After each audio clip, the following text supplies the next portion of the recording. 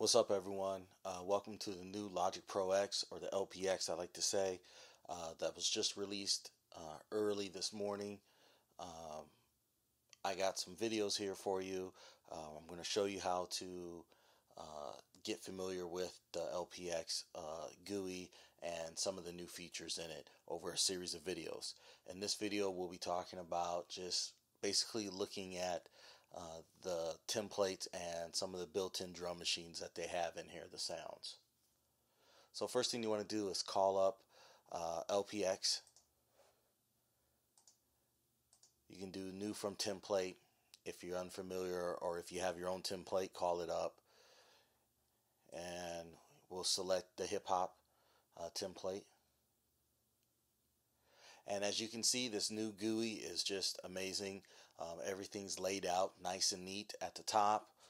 You also have a logo here. You can also import your own logo, or icon I should say, to represent whatever drum machine or your own kits or whatnot.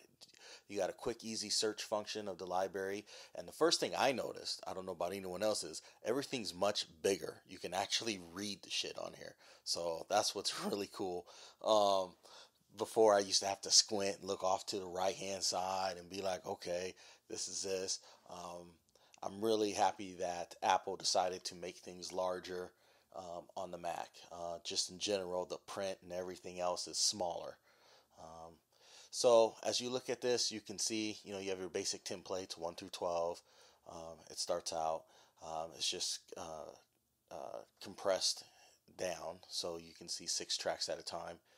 And you'll notice here's your series of drum kits you can go through. Now, we'll play the Boutique 808, and when you hit play, obviously you don't hear anything. Well, if you look down, you can see the sequencer, the mix, and the master. You turn the sequencer on, you can either play. It kind of auditions the sound, or you can play with the sequencer of Logic to tie in or control or do whatever else, add in other instruments. So it's up to you. We can just go through, and each time you gotta turn the sequencer on. So you double click, and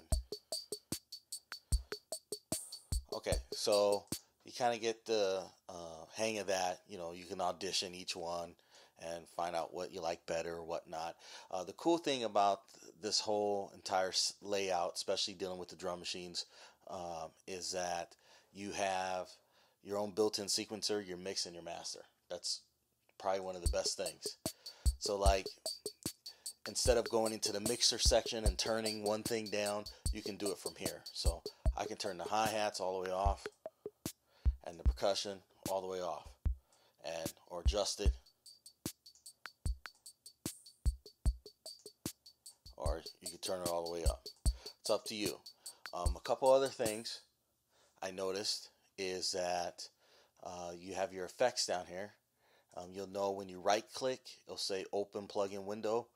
You can open it, and of course it pops up. You do not see it on the channel strip, but you can if you want to select it on the channel strip. You can. There's a lot of, obviously, hide icon or add icon you can do for like the master compression. Open the plugin, and here's one. For the reverb, you can do the same thing. You can always change it. It's entirely up to you. And like I said, you can hide the icon or not. Here you go. You just right click and you have your selection.